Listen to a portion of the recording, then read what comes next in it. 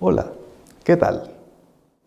En el capítulo 12 del libro del Éxodo, en la versión Reina Valera del 60, los versículos 3 hasta el 14, leemos: En el 10 de este mes, tómese cada uno un cordero según las familias de los padres, un cordero por familia. Mas, si la familia fuere tan pequeña que no baste para comer el cordero, entonces él y su vecino inmediato a su casa tomarán uno según el número de las personas. Conforme al comer de cada hombre, haréis la cuenta sobre el cordero. El animal será sin defecto, macho de 1 año. Lo tomaréis de las ovejas o de las cabras, y lo guardaréis hasta el día 14 de este mes, y lo inmolará toda la congregación del pueblo de Israel entre las 2 tardes.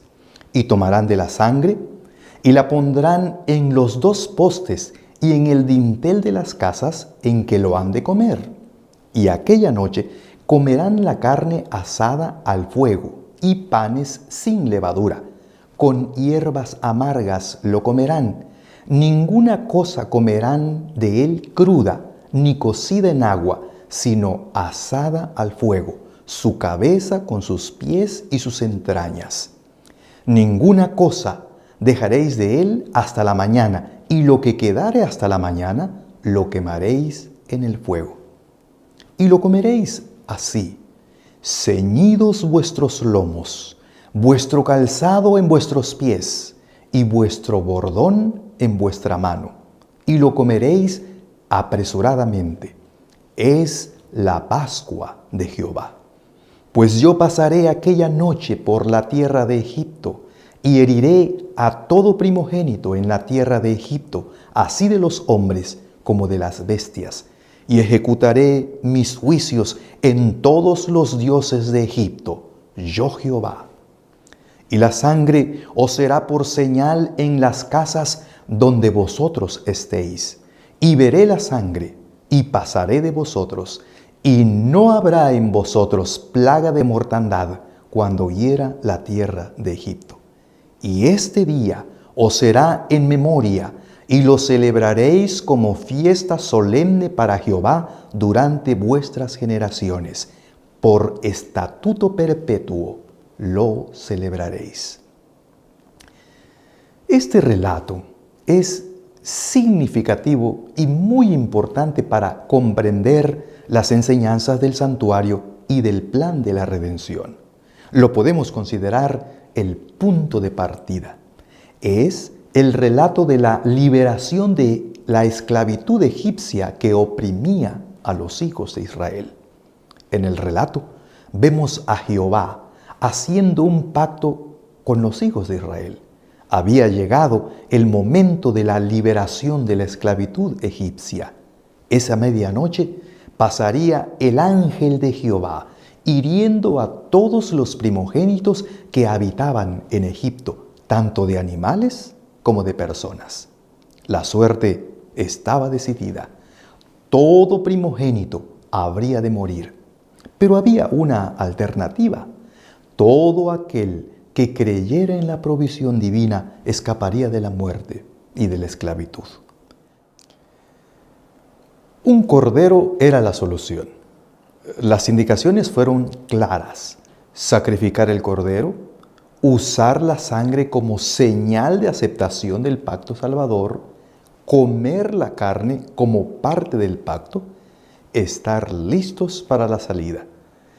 Todo el que cumpliera su parte del pacto gozaría de la liberación provista por Jehová y saldría de la esclavitud egipcia.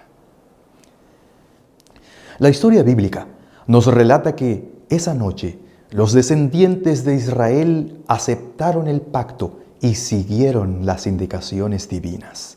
El ángel pasó de largo ante las casas que encontró señaladas por la sangre del cordero, no así ante las que no lo estaban. El clamor en esa madrugada fue conmovedor. El pueblo de Israel quedó libre de la esclavitud egipcia, llegando a ser el pueblo escogido por Dios.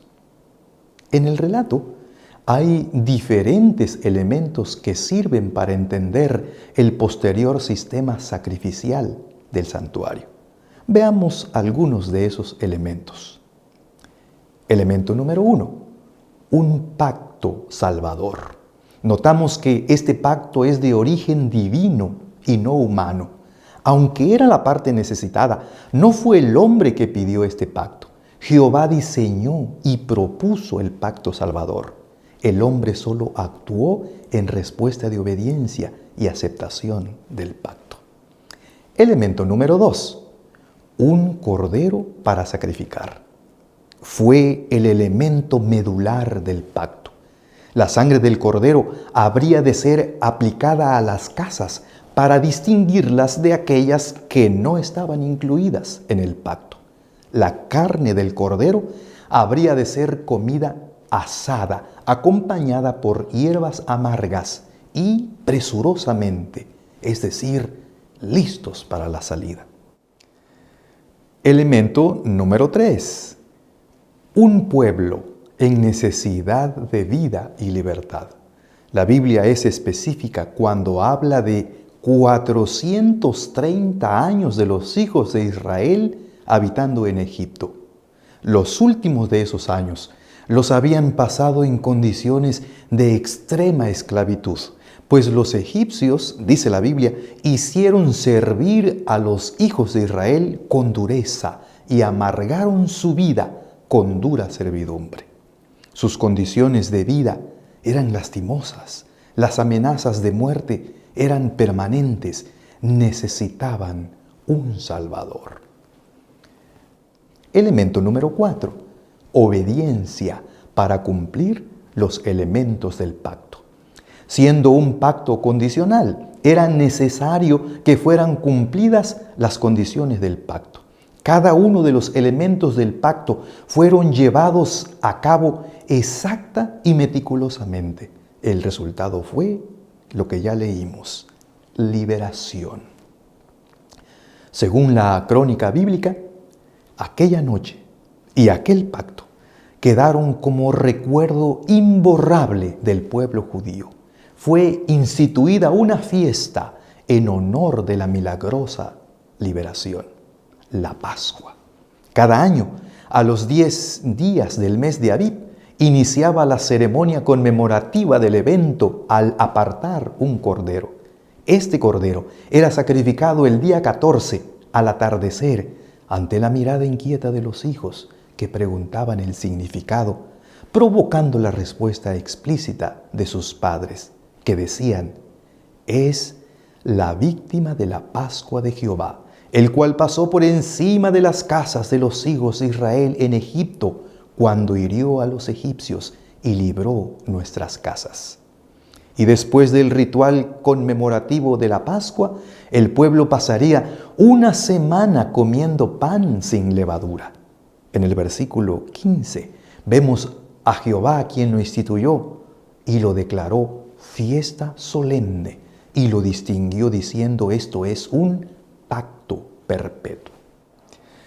Aún más, el rito pascual y los elementos enumerados anteriormente son básicos para entender el significado de los posteriores ritos simbólicos realizados en el santuario que se construiría en los siguientes meses y se levantaría por primera vez un año después de la salida de Egipto. Sin embargo, el rito pascual y la subsiguiente liberación de la esclavitud egipcia tienen un gran significado para la fe cristiana y, por supuesto, para la fe adventista basada en la enseñanza del santuario. Veamos por qué. En el relato de la muerte de Jesús registrada en los Evangelios, notamos la relación estrecha que Jesús mismo le da al rito pascual con su sacrificio en la cruz. En el relato de Mateo 26, Marcos 14 y Lucas 22, encontramos que Jesús anticipa y prepara para su muerte, la cual habría de suceder en el contexto del rito pascual.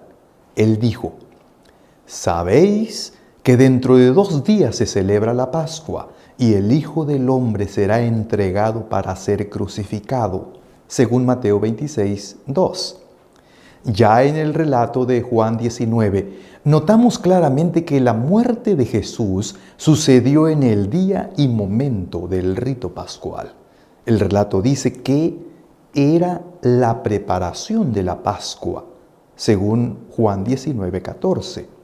En el versículo 31 leemos: por cuanto era la preparación de la Pascua, a fin de que los cuerpos no quedasen en la cruz en el día de reposo, pues aquel día de reposo era de gran solemnidad, rogaron a Pilato que se les quebrasen las piernas y fueran quitados de allí.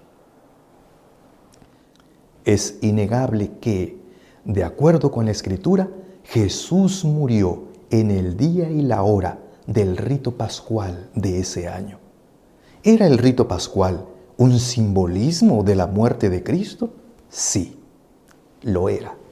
El significado se confirma cuando leemos al apóstol Pablo en 1 Corintios 5:7, escribiendo así: nuestra Pascua, que es Cristo, ya fue sacrificada por nosotros. Y enseguida hace una exhortación basada en la fiesta ritual de la Pascua y los panes sin levadura.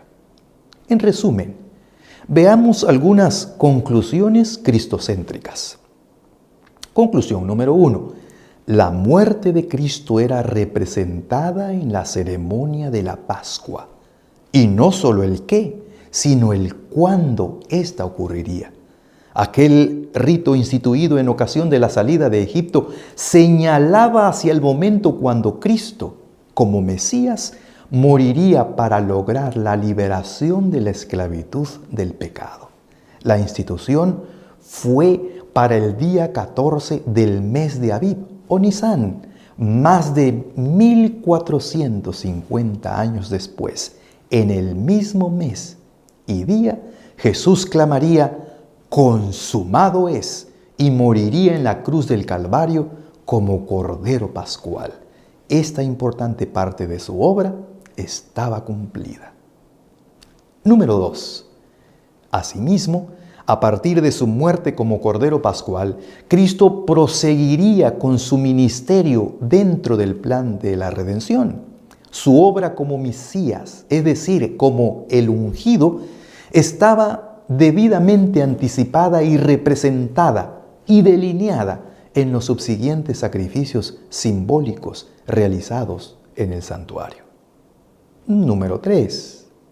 Al notar la forma tan exacta como Cristo cumplió los simbolismos pascuales, se confirma la confianza de que ha cumplido, cumple y cumplirá con los demás símbolos representados en los ritos del santuario. Podemos estar seguros de que cada tipo, cada símbolo, cada representación en el santuario terrenal señalaba hacia la obra de Cristo en el plan de la redención y será cumplida conforme a su significado. Esta es la enseñanza del santuario. Esa es la fe y confianza adventista.